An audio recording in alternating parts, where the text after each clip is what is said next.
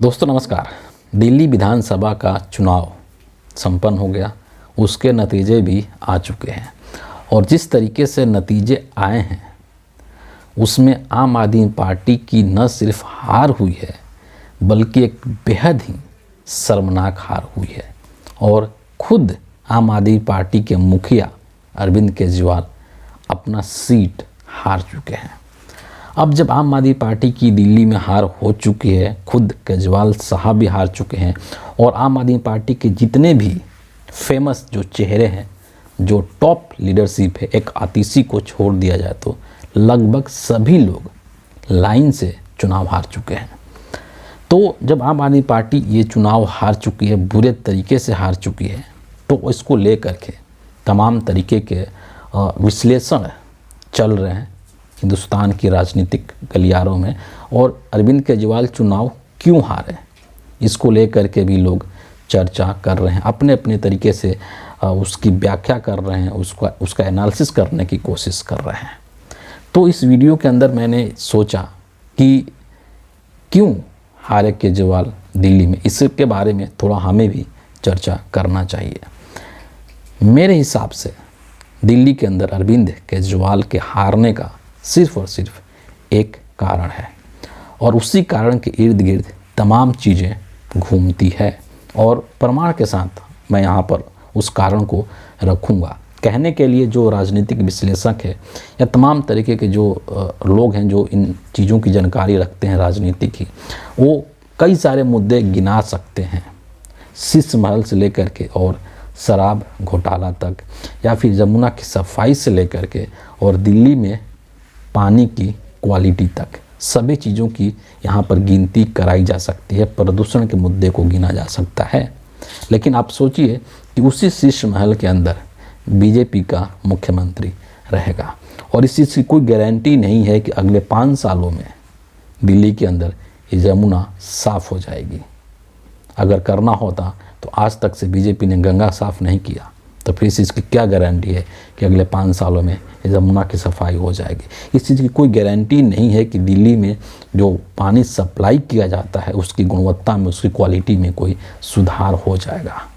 ये तमाम तरीके के जो मुद्दे हैं उस पर आप बहस कर सकते हैं, लेकिन इन सभी चीज़ों को अगर एक साइड में कर दिया जाए और मेरे हिसाब से जो सबसे अहम कारण है अरविंद केजरीवाल के इस हार का, वो अरविंद केजरीवाल का अहंकार है, अरविंद केजरीवाल का घमंड है, अरविंद केजरीवाल का अति आत्मविश्वास, ओवर कॉन्फिडेंस है, जिसके कारण से अरविंद केजरीवाल ये चुनाव हार चुके हैं। और मैं ऐसा क्यों कह रहा हूँ इस पर भी हम आगे आएंगे, बात करेंगे।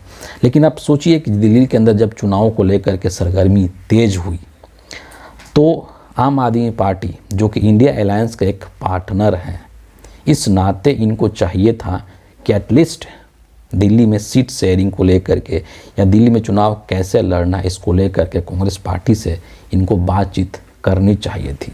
लेकिन इन्होंने कांग्रेस पार्टी से बातचीत करना उचित नहीं समझा, ज़रूरी नहीं समझा और बिना बातचीत किए ही दिल्ली के अंदर अपने उम्मीदवारों के नामों का ऐलान करना शुरू कर दिया। हिंदुस्तान की जो सबसे पुरानी राजनीतिक पार्टी है कांग्रेस पार्टी, जिसकी जड़ें इतनी गहरी है, उस पार्टी को इन्होंने बहुत ही कमतर करके आंका और दिल्ली के अंदर उससे गठबंधन करना ज़रूरी नहीं समझा।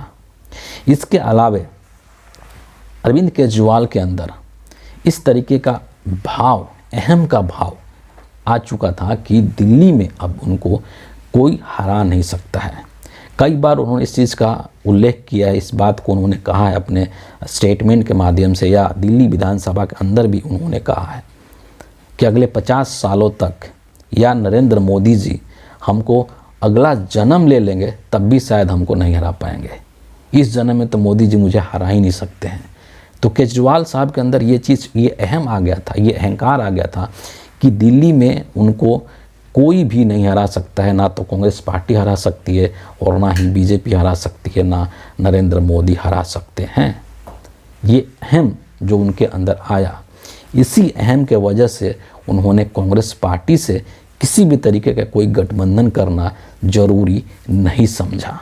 मामला यहीं तक नहीं रुका, वो कांग्रेस पार्टी के ऊपर हमला करने के चक्कर में इतना आगे बढ़ गए कि एक पोस्टर उन्होंने रिलीज़ किया और उस पोस्टर के अंदर उन्होंने अपने आप को हिंदुस्तान का सबसे कट्टर ईमानदार नेता बताते हुए, जो कि वो अक्सर बोलते थे कि मैं हिंदुस्तान का सबसे कट्टर ईमानदार नेता हूँ, और उन्होंने उस पोस्टर में राहुल गांधी को भ्रष्टाचारियों के सूची में डाल दिया। तीसरे नंबर पर अमित शाह और नरेंद्र मोदी के बाद तीसरे नंबर पर राहुल गांधी को उन्होंने रखा। ये जो है बहुत ही करप्ट लोग हैं जो कि इस देश में लगातार भ्रष्टाचार करते आ रहे हैं। इतना ही नहीं, नेशनल हेराल्ड के मुद्दे पर भी उन्होंने राहुल गांधी के ऊपर, सोनिया गांधी के ऊपर कटाक्ष करने की कोशिश करी थी और कहा था कि इनको जेल में क्यों नहीं डाला जा रहा है। इतना ही नहीं, एक बार अरविंद केजरीवाल ने ट्वीट के माध्यम से ये भी बोल दिया कि राहुल गांधी जी कांग्रेस पार्टी के अस्तित्व को बचाने की लड़ाई लड़ रहे हैं, जबकि मैं यानी कि अरविंद केजरीवाल खुद को कह रहे हैं कि मैं इस देश को बचाने की लड़ाई लड़ रहा हूँ। ये तमाम वो चीज़ें हैं जो कि अरविंद केजरीवाल के अंदर के अहंकार को, उनके ओवर कॉन्फिडेंस को दिखाती है, बताती है, और यही चीज़ उनको दिल्ली में ले डूबी और कांग्रेस पार्टी से और राहुल गांधी से पंगा लेना इनके लिए बहुत भारी पड़ गया। आज जो रिजल्ट आए हैं दिल्ली के अंदर विधानसभा के, उसमें आम आदमी पार्टी 22 सीटों पर जीत हासिल कर रही है।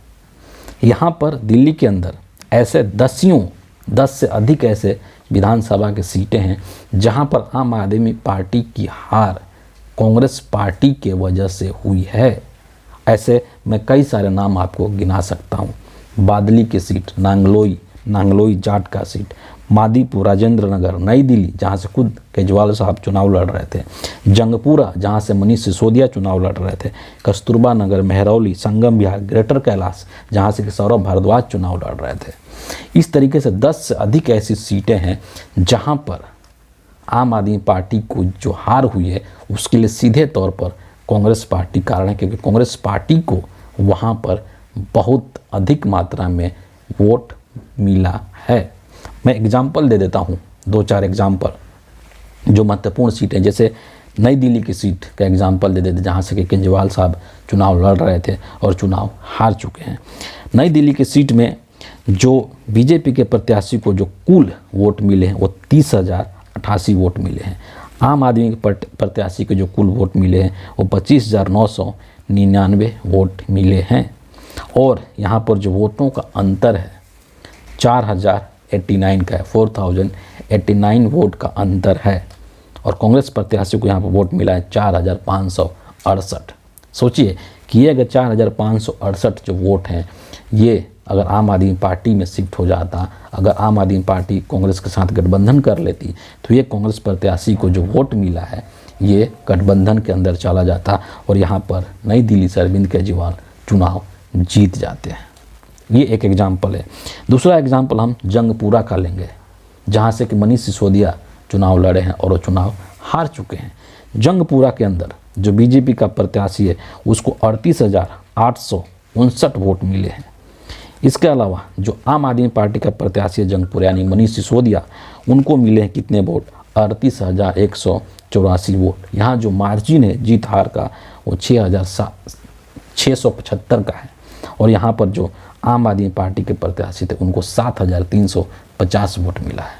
सोचिए कि अगर ये गठबंधन हो जाता आम आदमी पार्टी का और कांग्रेस पार्टी का दिल्ली में, तो ये जो 7,350 वोट जो कांग्रेस के प्रत्याशी को मिला है ये इस गठबंधन के खाते में आता और यहाँ से मनीष सिसोदिया चुनाव जीत जाते हैं। ऐसे तकरीबन 1 दर्जन विधानसभा की सीटें हैं, 1 दर्जन से अधिक 14-15 के करीब सीटें हैं जो कि अगर आम आदमी पार्टी कांग्रेस के साथ गठबंधन करके चुनाव लड़ती तो वहाँ पर इनकी सीटों की जो संख्या है वो 22 में आप 15-16 और प्लस कर देते तो आराम से बहुमत का आंकड़ा छू जाते हैं। लेकिन अरविंद केजरीवाल, जैसा कि मैंने कहा कि उनका अहंकार, उनका घमंड, उनका अति आत्मविश्वास और अपने आप को दिल्ली की राजनीति में अजेय समझने की जो अज्ञानता है, उसी अज्ञानता ने, उसी मूर्खता ने उनको यहाँ पर दिल्ली के अंदर चुनाव हराने का काम किया है। अगर थोड़ी सी इनके अंदर बुद्धि होती, थोड़ा सा ये ग्राउंडेड रहते और ये कांग्रेस पार्टी के महत्व को समझते, तो ये आज स्थिति नहीं होती जो इनकी हुई है।